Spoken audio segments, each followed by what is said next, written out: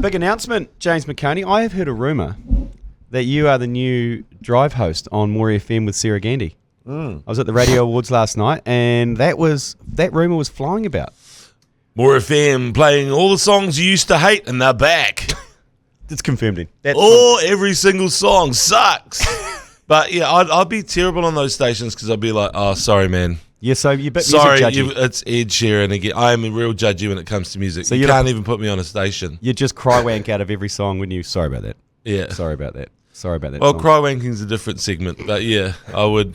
Yeah, that would be my I guess what would you call it? Like, because everyone does a mental health or mental awareness segment, and I feel like I could offer a lot in that department. Okay, so you're saying it's not completely true. different. So you're saying it's not true. You're not going to be co-host of More FM. No, it was that Kate Britton decided to come in and she did. Yeah, she just thought that she'd throw rumours out there and just I don't know. I think that's what people do after the Radio Awards. This is what we're avoiding, the elephant in the room, which isn't me. It's definitely not that slim Paul Ford who's just breezed on through. Can we say breeze? Yeah, well, because it's a rival station as well. Well, he's come in. He's got some news to reveal. He's got breaking news to reveal later in the podcast. Oh, the Black Caps coach. Yes, so he's got a. Can we say it? He's going to announce it. He's going to announce who the Black Cat coach is, and he's got some inside knowledge on where he grew up, where he came from, and his background. Okay. But where we? Oh no, you're talking about the deflection. We're talking about the elephant in the room. What elephant was this from last night? The Agenda podcast was nominated for Sports Podcast of the Year. Yeah, yes. Unfortunately, the winner was, drum roll, Sports Cafe-ish. And but the big irony is that we have the award.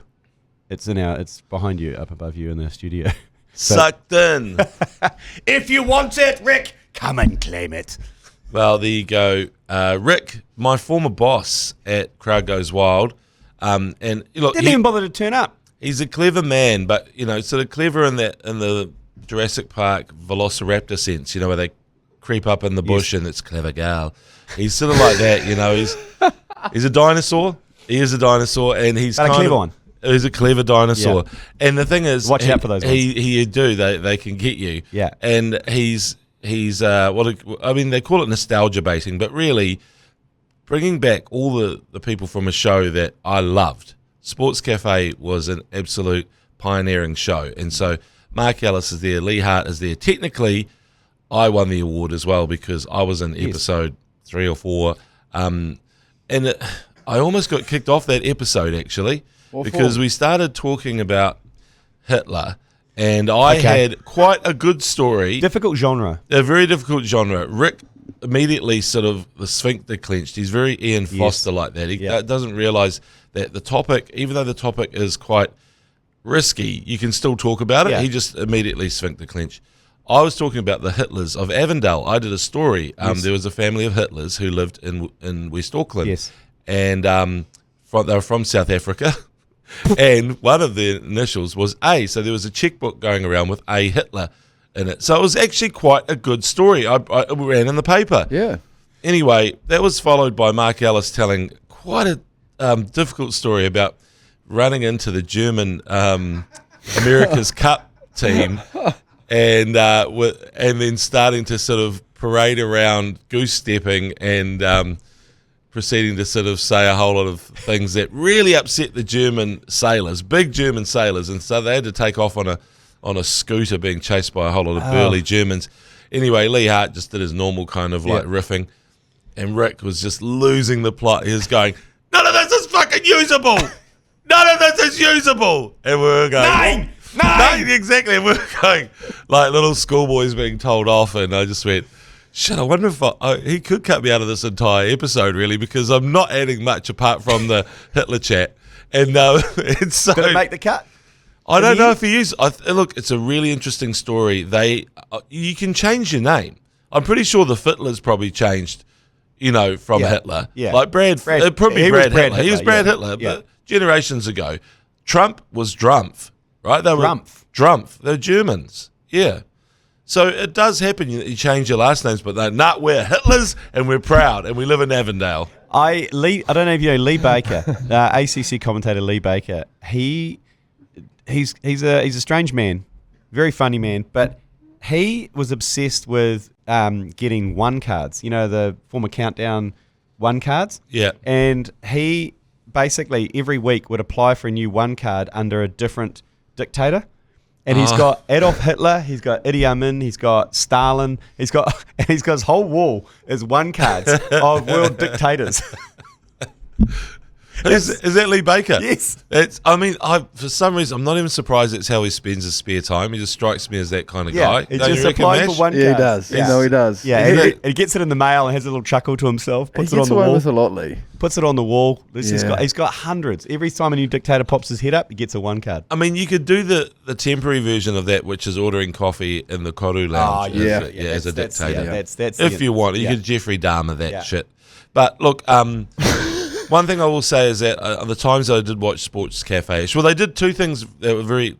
First of all, they hired a dwarf, right? Yep. So they did get a little person in. Yes, and they rubbed him in feathers and stuff. Yeah, it was some would say dwarf exploitation, but the thing is very clever girl. And then they fired the dwarf. I don't know. So they hired and fired them. So they got the initial bump of dwarf, lovers or people interested in dwarf humour. Yeah. Ironically, the dwarf's jokes went over their heads, which you think would be the other way around. Yeah. But no, because he's bloody funny. His name Andy, I can't remember. Yeah, well, was he working at the Blues for a while? Was he a comms manager? And for Kata Māori, yeah. He's really clever, onto it, really. We should get him in the ACC, actually, they covered him in treacle, didn't they? Yeah, they did. Yeah, there was a bit of... and feathered him. He was a slippery dwarf at one point.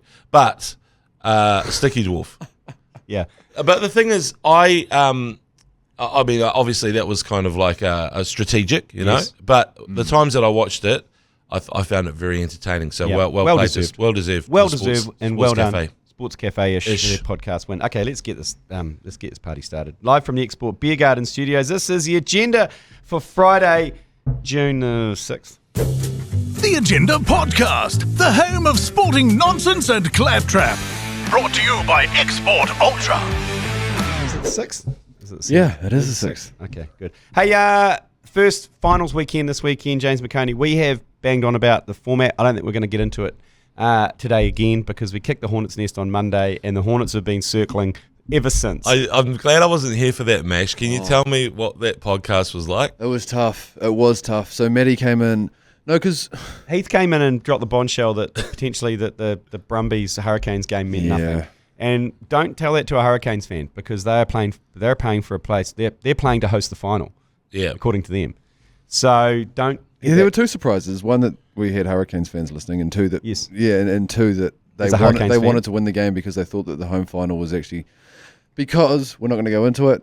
Chiefs Crusaders both win. That game doesn't matter.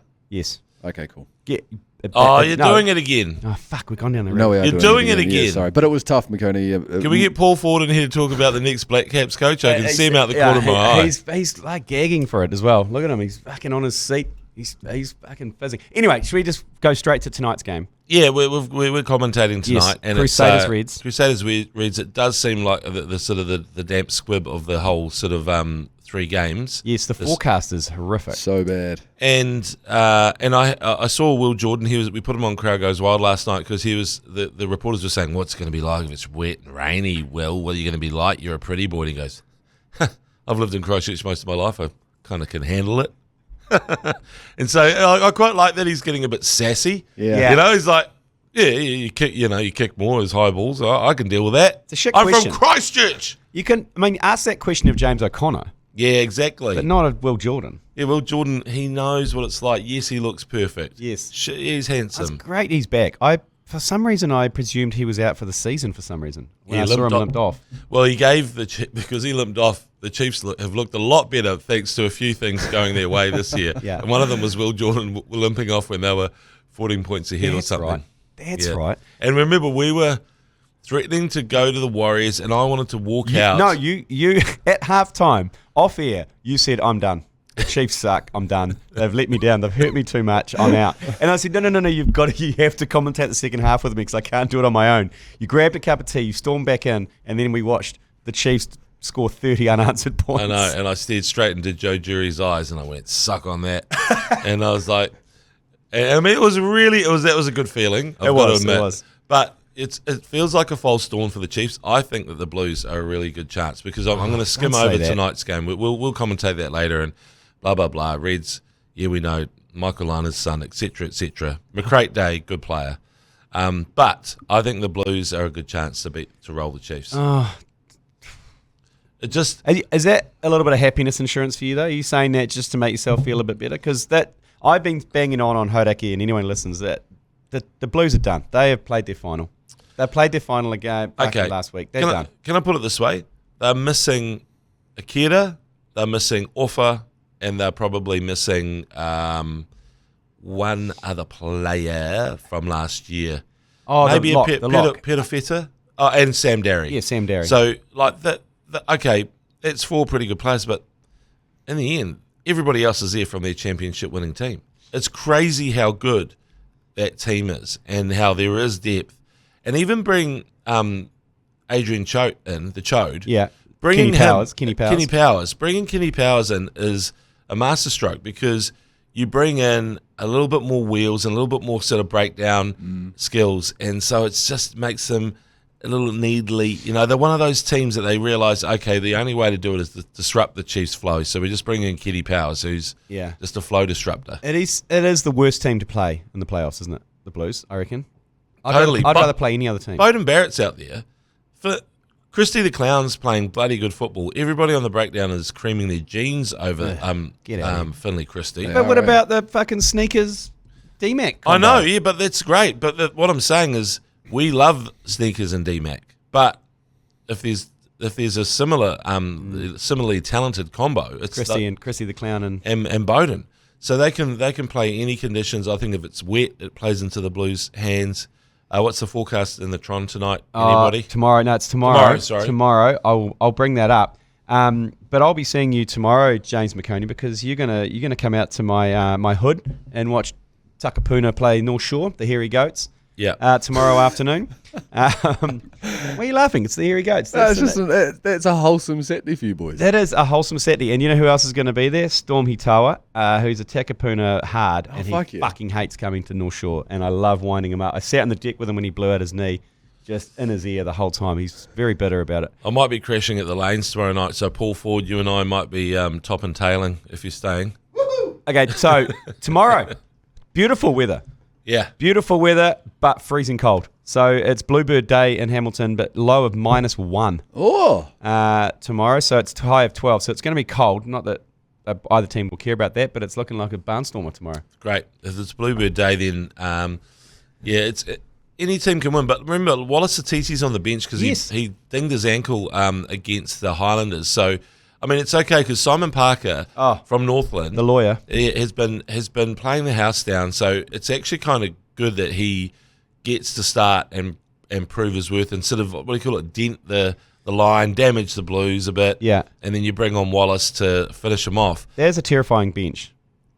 Oh, it's unbelievable. When you got Side Titty on there, you got Josh Lord, Brodie McAllister, Xavier Rowe, Nanae Saturo on the bench. But saying that... Have we not put the Blues on the agenda? Nah, it's on the next page. Oh, okay. Yeah. I was just going... About mine, they've got Jordan Lay, Tataval, the Z German. Oh, it's a German because the German has played so many minutes. He has been... It's a very hard-working German. He's been at the coalface for a very long time. He's been making the parts for the BMW, for the Audi. But anyway, I so wish he would talk like that, but he talks like a Nelson... boy. Yeah, he does. It just like comes on full Kiwi. I wish he would just maybe put it on and go, zoo game. Yeah. But he doesn't. We will fight them in the breakdown. We will fight them. And no, he's not going to do that. Nah. How good would it be, though? Yeah. But I reckon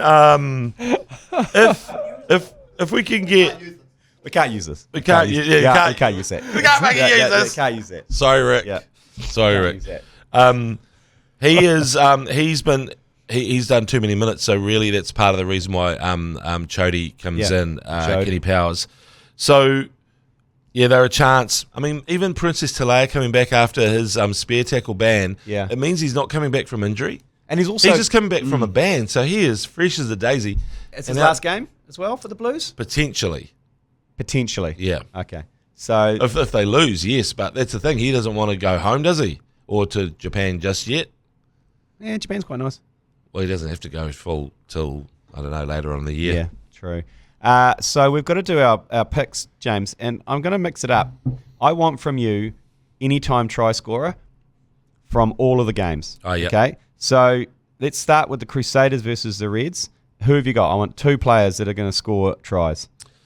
Will Jordan's the obvious one, or Okay. 7-piece. Yep. Should we just go Will Jordan? Okay, Will Jordan. I got him. Okay, so Chiefs Blues. Anytime try scorer. Leroy Carter Yep. or Mark Talia, maybe. Okay, I'm going to go Mark Talia because he's paying better odds. Okay. And let's go Brumbies Hurricanes. Who's going to anytime try scorer there? Oh, that's easy. I think who's playing on the wing for them? You got Finney Young and Awful, I reckon. Yep. Okay, so let's look at that. Anytime try, all those 3. It's only paying $6, but I'm going to chuck a hundy on it. Okay. There you go. So anytime try scorers, Will Jordan, Mark Talia, and Afinga Nofo. Finney Young and Awful. I reckon he could make the All Blacks, Finney Young and Awful. Yeah, Get out of here. Leroy Carter. Well, Leroy Carter and him, I reckon, are in a straight shootout. How old's Leroy Carter? Well, actually, no, it's not a straight shootout because Caleb Tangitau was so good earlier in the season. If he gets fit again, I think he leapfrogs those guys. We've got some great wingers coming through. So predictions, we'll touch on the Hurricanes game. They're going all the way to Canberra. Does anyone care about this game? Apart from Hurricanes fans. Canes fans are like, shitting their pants because they've got flashbacks from a previous quarterfinal that didn't go their way. The ref wasn't helpful. I'd love to see who's the ref for that game. Should this game be played this afternoon? Can we find that out? Should this game be played this afternoon? It seems like it's the wrong way around. Because if the Blues win... if Chiefs win, Crusaders win. Yeah, no, I know. We're getting back into the draw. Oh, sorry. No one gives a shit. The draw, great. Logistics. You're the logistics guy. You're like well, if it was up to me... You're the UPS guy. You just have 2 buys. I pack and deliver like UPS trucks. Yeah. Okay. Do we know who the referee is? No, just trying to find it. Trying to find out. Because is that going to be key? Is it for you? Well, did you see Morgan Tutanui last weekend teed off on James Dolman? He went crazy after the game and was going, he's cost the Brumbies a home semi-final. He's cost them revenue. Do you want to hear this or no? Nah. Okay, let's go back to the draw. I'm trying to actually talk about something, G Lane. Fuck. Because Paul Ford's here, he's like your teaser pony. He is actually. You're ready to he's got me fucking. He's got you rolled up. He's got me rolled up in the corner. He is a teaser pony. So anyway, he's a cricket teaser pony. Morgan lost the plot, and to the point where it was like, okay, that seems a little bit excessive. He said there was a knock on. It didn't look like it was a clear knock on. The ball before the Crusaders scored their winning try. Oh, that's right. Anyway, complaining that much about the ref, I was just thinking it'll be interesting to see who they put in charge. It'll be on the Super Rugby page. Mash, maybe. have you got one job? We're just trying to have a look here. Sorry, but yeah. Anyway, I thought that'll be the. Nothing. He's empty inside as well. Look at him. Yeah. He finished at 4 a.m. Yep. But on Craig as well, I put on the underarm delivery after Morgan Tutanui. You've been proud of me, guys. Oh, that's good. You and Paul. It's always good to roll that that out. And Richie Beno's reaction. It's disgraceful. That's one of the greatest monologues ever. Nick Berry. Yeah. Nick Berry. And they got an Aussie. And do you think that makes a big difference? I think so. Nice. So potential banana skin for the Canes. Yeah. I'd quite like to see it, actually, secretly. Anyway, whatever. Moving on. I mean, the Canes have been so good this year. They absolutely rolled the Brumbies last time. They did. But the Brumbies are willing to suffocate the life out of this game. They will just take you down like a fucking boa constrictor, cross with a python, cross with, You've been quite scathing of the Brumbies. Yeah, I don't know. You've hated on them. It's like talking to Carl Tiley about the Knights. He fucking hates the Knights, and you hate the Brumbies. No, I kind of sort of admire them, really. For sucking the life out of the life out of a game and just sticking to their knitting. They're going, we could, they've got really exciting players. You look at Corey Toole, who can run like the wind, Muirhead, Tom Wright. Their back line is so legit. But what do you remember? Human centipede. Yeah, true. Yeah. Lips to bum hole, all the way up, drive it up the guts. And also the camera angle at that stadium's terrible. So you don't really get to see the game properly. All you do get to see is just a melee of bodies and stuff. It's the same It's the same ground they share with the Raiders, eh? Yeah. Right, they should just get the horn out and do the Viking clap. They should. They should just get involved. There's a massive camera angle issue at that stadium as well. I don't necessarily hate the Brumbies, but and I think Morgan Turanui is actually an incredible broadcaster, but it's kind of funny when you see someone lose the plot live on TV. It's like, uh-oh. And you see We've all been there. Yeah, we've all been there. Quite often, yeah.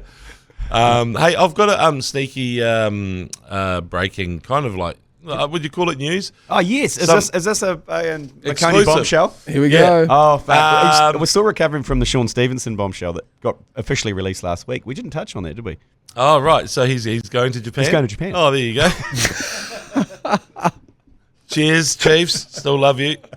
Honestly. You guys made up? Have you guys I don't made know. Up? There was a massive witch hunt at one point, and I knew it was because they phoned me and said, "This isn't a witch hunt." And I went, "Oh, okay." So, too defensive. sounds like a witch hunt. Anyway, I'm a witch, baby. Okay, so you got, come on, hit us. Someone I know saw a prominent footballer at the airport today in Auckland, Juan Mata, who has been playing for Western Sydney Wanderers. Ooh. And so what's he doing in Auckland, people? We need a striker. Yeah, and we're getting someone who's basically played for, he's played for Spain. He's played for Chelsea when they were good. He played for Manchester United when they were good. He is legit. He is old, but I don't care. Juan Mata, yes, please. Let's Coming go. to FC. Maybe, Auckland FC. Watch the space. Oh, that's a Juan great Mata bombshell. is in town. That's a great bombshell. What have you got, Paul Ford, on the Black Caps coach? He's got a hot wife too. Oh, he's got hot a wife. smoking hot midi. Yeah. Yeah, that's important. I That's mean, important. Do you think she'll want to What move a to New player. Zealand? I'm just trying to see how old he is. 37. But anyway. 37. He's only a wee fella, though, so he's going to be a pretty fit as a fiddle. We'll take him. Yeah, We'll take exactly. him. We'll take him. Oh, Hey, good okay, well, Paul Ford's going to come and drop his bombshell any moment. But we'll talk to Paul right now. Radio, James McOnie, he's just popped out to make himself a cup of tea, as he tends to do, and we've pulled in New Zealand's premier sports journalist, Paul Stuart Ford. Shit, you look fresh, Paul. Oh, I wouldn't just go that far. I might look fresh. It's a veneer, Michael. Yeah. It's just a veneer. Well, we've brought you in because you've got something hot off the press. You are about to call it New Zealand cricket. Gary Stead announced yesterday that he's not going to be New Zealand's cricket coach anymore because he just wanted to do test matches. New Zealand cricket said, nah, we want someone to do everything. And you've got a hot take for us? Yep. Black Caps coach is going to be Rob Walter. We're calling it Rob right Walter. now. Yep. Robert Walters? No, not Robert Walter. The recruitment company. Well, I think he's dropped that S, and I think it's a different person. But you can run with that, Michael. Rob I mean, it's Walter. a good, easy nickname, isn't it? Okay. Who the fuck is Rob Walter? Yeah, good call. Good call. So he is, there's a few things, they keep calling him New Zealand based. Well, I've gone an extra layer. He lives in Havelock North, Michael, okay? His family's from Havelock North. He has been the South African white ball cricket coach. Is that racist? He took them, well, this is interesting. So he took them to the final, of course. Yes. And then he quit. He decided that's enough for me. And what he'd said is that he was going to move to South Africa. He said that he was going to consider moving his family 11,000 kilometres from Havelock North to somewhere in Pretoria. Yeah. Decided, actually, no. Havelock's quite nice. And he's got himself into a couple of controversies in terms of his selection around black players. There's a particular guy with a sensational name, which I wrote down for you, Otniel Bartman. Nice. Who comes from the ostrich farming area of South Africa, who's been their best domestic T20 player. And Rob Walter didn't pick him in the South African team and caused a bit of controversy with some of his comments around that. Right. But he's generally regarded, I think, as, I think very organised, quite a scientific coach, quite polite, quite fun. A bit kind of, I don't know. Is he more a technocrat rather than just a kind of a star name? A bit like Hessen. Is he a bit like Hessen? I think that's fair, actually, because I think what you've got, he'd never played professional cricket, so he played schools cricket. Yes. He came out of the strength and conditioning role when South Africa were real good. So all of your mates, Kirsten, Callis, Boucher, Smith, De Villiers, Morne Morkel and his incredibly large snorkel, all these guys were... Yep, JP Duminy. So he was the strength and conditioning coach for them, and famously he used to sit up the back and he used to write notes and he used to come in and take photos of the of the flip charts at the end of meetings and all that kind of stuff. So he's been banking what a good team looks like for a long time. That's what I mean by scientific. I need to talk to him. I wonder if he remembers pulling in the ground announcer at Eden Park.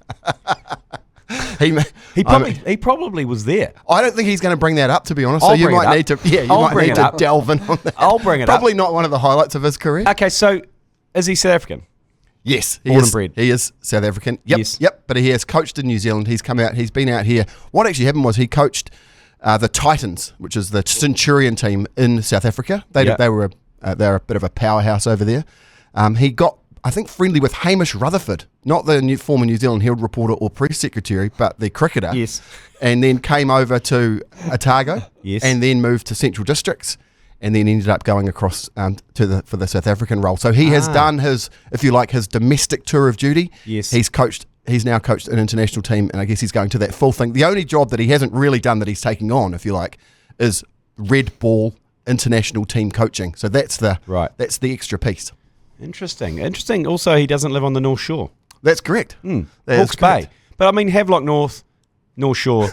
Similar vibes. Yeah, absolutely. Similar vibes. Havelock North Shore. That's what it's called. Yeah, exactly. Similar vibes. Exactly. He's into surfing. He's into golf. He doesn't really like beer, apparently, which is unusual. That's going to be awkward. That said, as you know, I've gone deep on this already. I have checked his Facebook page, and there is a video from 2014 where he is sculling a beer. Yeah, so nice. He might be recently reformed. So, do you think when he gets named as we've named him? He's named. Okay. Yeah. That he's been named. Is he going to erase his history on his Facebook? Because obviously he's a sculling beard. We can't have that. We can't have that. That is irresponsible. It's irresponsible consumption. Should he go through and wipe all of his social media? What else have you found? I like you getting up on your high horse about that, of all people. Yeah. Has he been taking photos of people from a long distance and zooming in through windows? Has he been audio recording anything? I haven't found any evidence of either of those things, Michael. But yeah, look, I think he's going to be. I think we're going to like him, actually. Yeah, I've got good vibes about him. Yeah, I think even though he's South African. Yeah, but he's kind of Kiwi South African, right? Yeah, he's chosen to be here. He literally didn't move back there when he said he would kind of think about it. That's good. I also liked a couple of the stories about how he's quite good at motivating players. So Morne Morkel, for example, apparently didn't really like going to the gym, and he promised that he would shout him holidays and stuff like that to make him get in the gym, whereas JP Duminy was famously quite lazy, and so apparently he went full military for him. Right, just like boot camp. Yeah, Sergeant Major type boot camp. So I feel like he's got a few strings to his bow, and he's going to be quite flexible, but also nice, and he's not going to be the kind of guy that I think is going to be centre stage or anything like that. Oh, that's good. Yeah, he does give me Hesson vibes. Yeah, it's a good call, actually. He does give me Hesson vibes. Not an international player, but a massive man in terms of details, numbers, knows how to motivate players, gives them a role. That was Hesson's famous thing. It was like everyone on the team has got a role. You do that role, that's it. That's all I ask of you. I ask you to bowl fast, get a wicket. Don't care how many runs you go for, you've done your job. Go down to fine league. I think that's right. And, the role of the coach, I mean, it's sort of...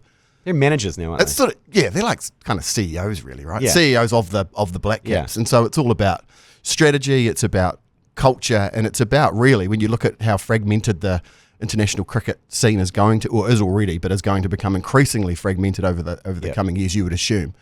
It's going to be about having a culture and a team where the players actually are going to give up, or at least be open about what they're negotiating around their franchise calendars, and making sure that all of the big dogs are there for the big tournaments, and maybe the run into some of those tournaments. And if we've got a coach in there that's too much of a ball ache, or too much of a kind of it's all about him, I just don't think that's going to be magnetic for our best players. Yeah. So good vibes, I think, on that front, and he's navigated that with South Africa pretty well too. So he's got the ACC BYC nod of approval. Yes, he has. There you go. And it's interesting, right? Because I really did think going into this process that someone like Shane Bond or Luke Ronke, kind of more people's champion, kind of guys. Yeah. I've just got a good vibe. I've got a good vibe. Was it the short list? Oh, Jesus. Paul? Who's Sorry, that? hello. Jesus. Yeah, no. Mashy's woken up. Back. A 4 a.m. finish for I Mashy. literally thought he was asleep. 4 a.m. I didn't even know he was here. I've already forgotten what I was going to ask. Did you press record? Yeah. Okay, did. good. No, we were across good. that. That was some quality content. Was that the short list, Paul Stuart Ford? Was that the three guys that it seemed... Yeah, there were four Mashy. So, and I don't. This leaked, right? But yeah. Basically, it was Luke Ronke, it was Shane Jurgensen, it was Shane Bond, and it was Rob Walter. But Rob Walter was kind of the odds-on favourite, I think, just given he's got the international experience. He's the only head coach out of that group, isn't he? Yeah, lots of those guys have done well. So Shane Bond, for example, he's done he's done T20 stuff. He was the boss at Sydney Thunder. Yeah, but in terms of international roles or none of those guys have done the head coach role, and I think that's the piece. Okay. Also, someone like Shane Bond and Ronke, they haven't really done their domestic tour of duty, and you do wonder whether there's something about New Zealand cricket wanting to make sure that there's a guy that actually has an affinity with some of the provinces. So the fact that he's could be actually asked to go and work in a place like Dunedin or go and be asked to work in a place like Napier is actually, I think, quite a feather in his cap too. Okay. Well, this could age badly. This podcast. Yeah, it could. But I trust you. You've obviously you got your finger on the pulse, Paul Stuart Ford. So Rob Walter is the new Black Caps coach in all formats. Yep, you're welcome. Thank you for coming in, Paul Stuart Ford. Unlucky last night not to win sports podcast. We didn't win either. Which actually, do you know what? I'm quite glad because we won it 2 years in a row, and it was starting to become a blight on our character that we were actually recognised by mainstream. Sports Cafe-ish won. So Rick Salizzo, Lee Hart accepted the award and stumbled up. Out of all ironies, the award is in our studio. That's good. Rick won't like it is but too. It's here. Could I take that and twink it out? Yeah, I think he should probably just take it. Okay. Take it down. Actually, kidnap it and take it to Wellington, and we'll see how far we can keep it away from Rick Salizzo and drive him wild. I'll put some post-it notes. We'll drive him wild. At some point between 11 p.m. last night and whatever time of recording this is now, Lee Hart somehow brought that in. Did he put that in there? No. Well, we're on our way back from the awards, and he had the certificate, the trophy, and he was like, I'm pretty sure I'm gonna lose this. Yeah. And I said, well, how about we swing past work, drop it off in the studio? He goes, great idea. And so he came past and he's dropped it off, and I'm pretty sure he will never pick it up. So did you celebrate that with him over about 400 unapproved Rob Walter beers? Yes. Yes. Yeah. Absolutely. Well, you got to celebrate things. We were 0-6 last night. 0-6. That's a huge effort. I feel proud to be a part of it. Yeah. 0-6. It's something. I would have been gutted if it was 1 from 6 and it was me, and I had to be in here defending myself. Yeah, that's true. But 0-6, I take that. I'd rather have 0-6 than 6 from 6. You know what I mean? Otherwise, I probably wouldn't be in work today. So, I did actually have a small speech ready to go, just in case. Did you? Yeah. But you can't get up and talk. No, but I was going to do it anyway, just to our group. And I was just really looking forward to saying, no, I'm not going to do the whole thing. No, let's do it now. No. I'd love to hear this. No, I'm not going to do and the winner whole thing. is I'd love to hear this. New Zealand's Radio and Podcast Awards Best Sports Podcast. The winner is the BYC. Yes! Holy shit!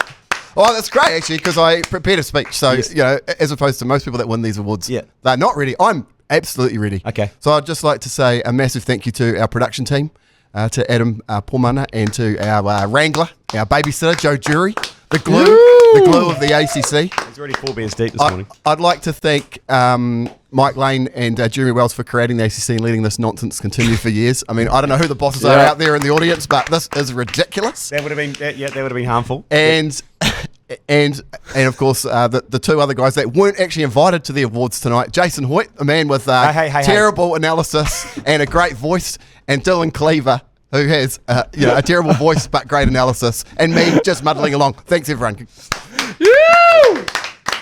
Yeah. An inaccuracy in there. Hoyt is invited every year. He never turns up. There was some controversy in the selection process for last night, wasn't there? Wow. Cleaver never. He turned up 1 year, Cleaver. He did. And remember, he turned up. Oh, remember, he turned up. He turned up. He was in the hotel room, Paul Ford. He sat down. He had quite tight pants on. And there was a lot of chitter-chatter amongst the females because he was packing heat. Okay. He's known as Donkey Dylan now. He was packing heat, wasn't he? Yeah, the meat cleaver. The meat cleaver was completely unaware of the fact he was just sitting there presenting, and it just spread like wildfire. It was down the chino leg, wasn't it? The chinos, the tight chinos. Okay. So the beauty of a podcast is I never get to see that. Thank Christ. And we haven't been able to invite him back because it's become an issue. Oh, okay. Yeah. Right. Well, complaints from the gentlemen, not the ladies, I assume. Yeah. It was intimidating for most guys in the room. When Dylan sat down, we're like, Jesus Christ. Was he running a scrumpy hands in that situation, or was he actually just drinking beers with his actual fingers? Knife party hands, I think. Yeah, knife party hands. Yeah, that was one of the great farewells. No, that was a good speech. It was a shame you couldn't read it out. It was a shame. That was good. It was heartfelt. What did Lee say when he won his? I can't even remember. Oh, my God. He was messaging. He was texting. And it got announced. And we're like, Lee, you've got to go up. And he's like, what? He goes, what for? I was like, fucking best podcast. Get up. And he's like, fuck. And we were in row 99 of 100. Fucking miles away. We were so far back, eh? He goes, we've made some pretty rubbish content in our time. This is probably the biggest bit of rubbish I've ever made. He also had to confirm he wasn't Rick Solito, which was quite a nice opening line as well. That was good.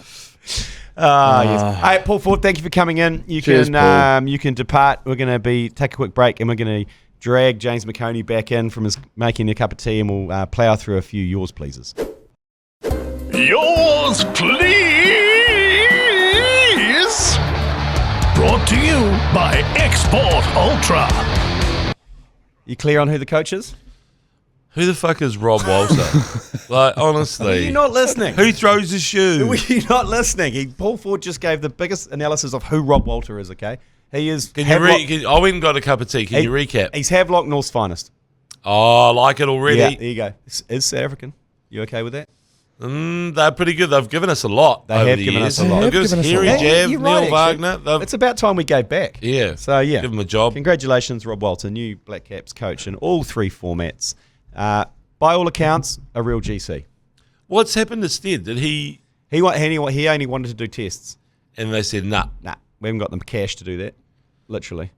Wow. So wait a second. He just kind of wanted to work from home 3 days a week, I think. Yeah, it's that kind of vibe. It's that kind of Gen X kind of... So a world champion coach just kind of got rolled? Yeah. Okay. Yeah.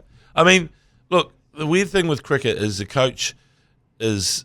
He's important, but he's actually not as important as other sports because the captain generally, even on tour, the captain pretty much makes all the calls and just goes, I'm doing this. And even, I think I've heard stories of they've presented the team to like steady the ship or whoever the captain is, and they've quite often said, what's that guy doing in there? And they've had to kind of go, he goes, if you give me him, yeah, exactly. He's not bowling if you put him in the team. Well, I don't know, he's going to be carrying drinks the whole time because I'm not going to... Yeah, well, Paul, I think... I've heard that. It's more a CEO role. Yeah. Rather than a coach. You're not doing throwdowns, are you? No. Well, I mean, it's a weird thing. I think a lot of coaches have struggled because at the first class level, you are the boss. Yeah. You are in charge. You're Alex Ferguson. But if you go up to test level, the captain is pretty much on par, if not more powerful, especially when you're away from home, I think. No, I agree. You know, like technically, they've got all these different sort of coaches. Like, is the head coach going to tell the bowling coach and tell experienced guys like Tim Southey and Trent Bolt how to do their stuff? I don't think so. Yeah. I mean, what's Stead going to offer?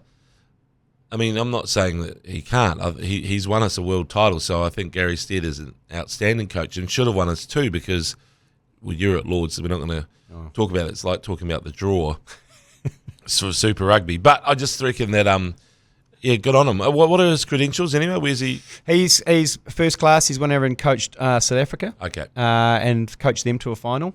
Great. And his family are back in Havelock North, so he's moved back here. He's done his time in domestic cricket in New Zealand, so he's familiar with the domestic scene and the setup. Yep. And he's been given the BYC tick of approval. So there you go. Oh, that's all we need. That's all I need from Paul Ford. That's right. Okay, let's get into some yours, pleases. I think we've got 3 or 4 to get through. Yeah, first one. Here we go. Yours, please.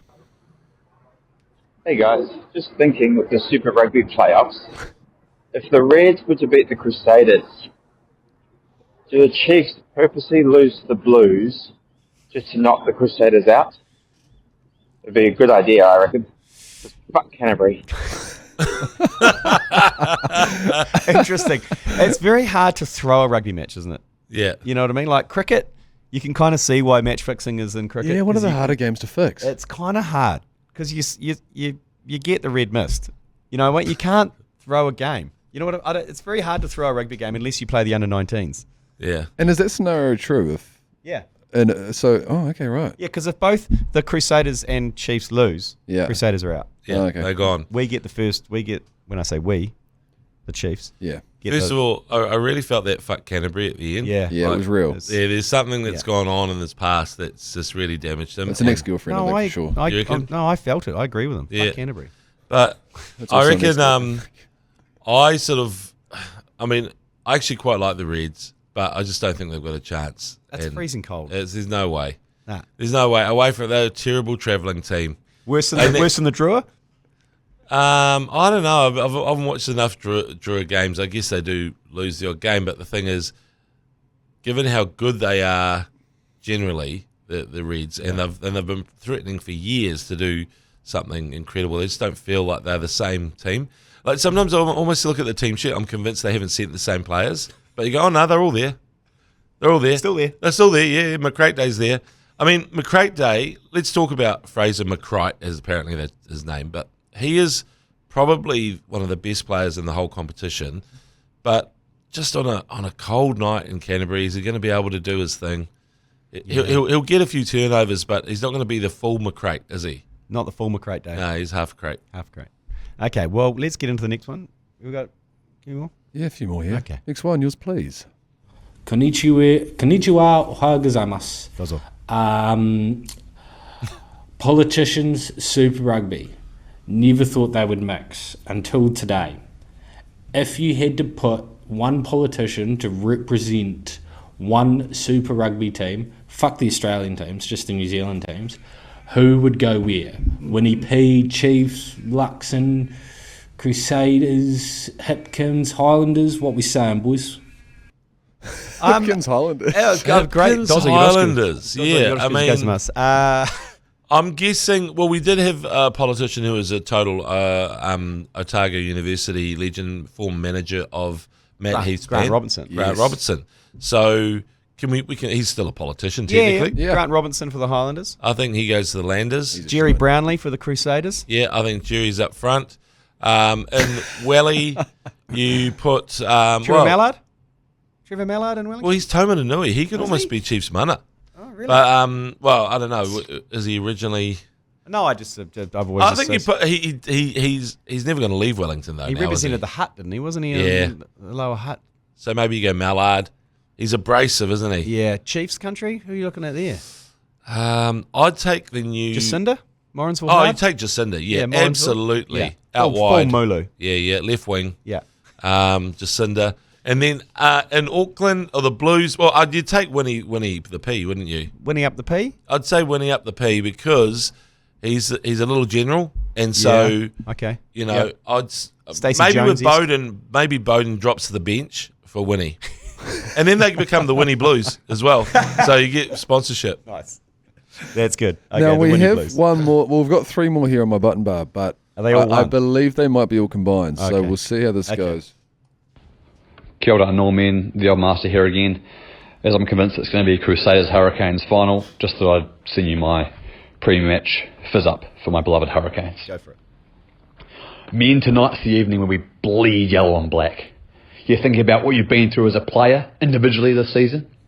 You're thinking about what we've been through as a team collectively. Now I want you to think about the region, this great Hurricanes region that we're representing. Okay, that cuts out there. Forgive the lack of momentum. And we do it for the powerful rapids of the Kairangi. We do it for the billowing mist from the gullies of Stokes Valley. We do it for the sand that washes upon the beaches of Petone. We do it for the lush, undulating farms in Ekitahuna. For the ripe grapes in Martinborough. For the gravel spits in Napier. And even the old gumboots in Taihape. Tonight's the night, men. Contrast those hot and cold winds and blow those Crusaders all over the park. Kia pupuri, kia whakamaua, kia pina! Pina! Homi huye, Ike! I love how he's done. Cheers, boys. Cheers, mate. Have kept Matariki weekend free. I can play a role, I can truck nut, I can lift in the line out, I can even run the tee if you like. But, yeah, sum me in, coach. Ori ora. So he's prepared the speech for the final. Yeah, it's a beautiful thing. I almost want the Canes to make it now.